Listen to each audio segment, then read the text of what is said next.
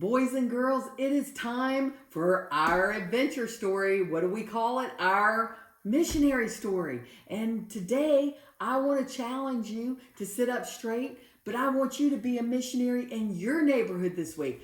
In the gospel lesson, we talked about giving the gospel during this next week, right before Easter. And I want you to give the gospel and tell people about Jesus. That's what missionaries do. That's what a missionary is. And you can be a missionary right in your neighborhood this week.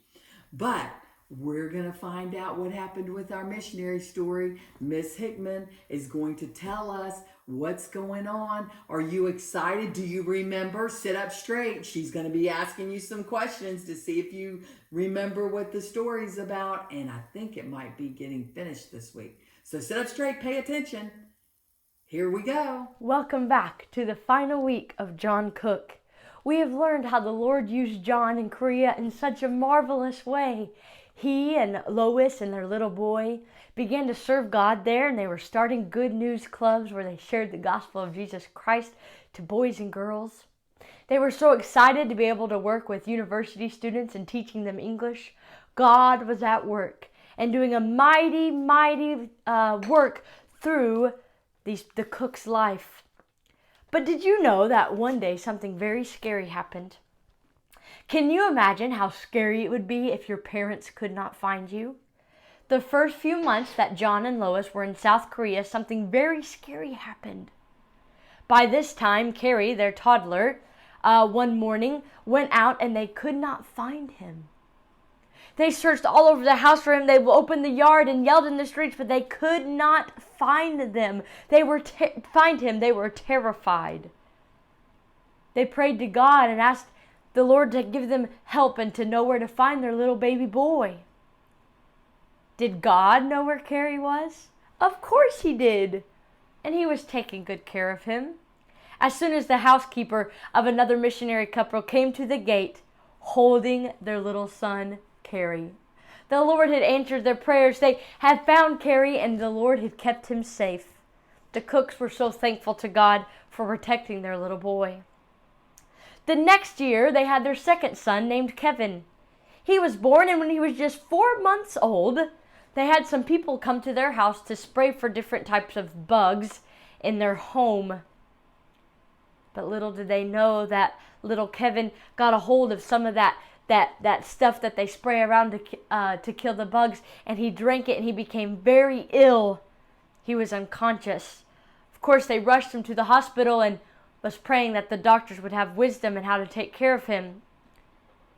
They watched his body not moving now, not even opening his eyes, couldn't answer questions, and all of a sudden, his little thumb twitched.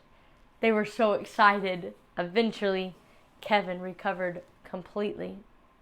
Carrie and Kevin also had 2 other brothers, Chris and Kimball. They were all born with K names, They all grew up in South Korea. John and Lois spent 25 years preaching the gospel, the good news of Jesus Christ, to the Korean children. When they first went to South Korea, it was right after the Korean War had ended, so there were suffering children everywhere. Many children that didn't have a place to stay, that they were hungry, that they were hopeless. Not only was John and Lois able to give them a place to stay and give them the needs that they needed to survive physically, but they also offered them spiritual life. It reminded me the story of the woman at the well who just wanted water, and Jesus said, I can give you water you'll never thirst again. And how that woman partook of that water of salvation, and John was offering the same good news to these Korean children. John and Lois Cook are retired now, but they still travel to South Korea and speak to the workers there and encourage them in the work of the Lord.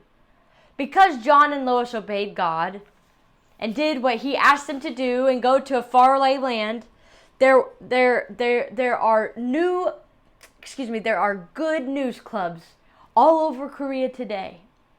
And many times those Korean boys and girls or men and women make a profession of faith, and then they travel somewhere else to be a missionary. What an amazing work they have done. Their work doesn't stop in South Korea. Many of those Korean children grew up to be missionaries, like I was saying, and went to all different parts of the world. They started their own good news clubs where they could tell boys and girls about what Jesus did for their sins. Now, what about you? Will you follow God wherever He leads you? You're not a grown-up yet, but have you believed in Jesus Christ as your Savior? If you have, you can begin now by telling others about Jesus Christ. You can even learn another language that maybe the Lord will be able to use one day in another land.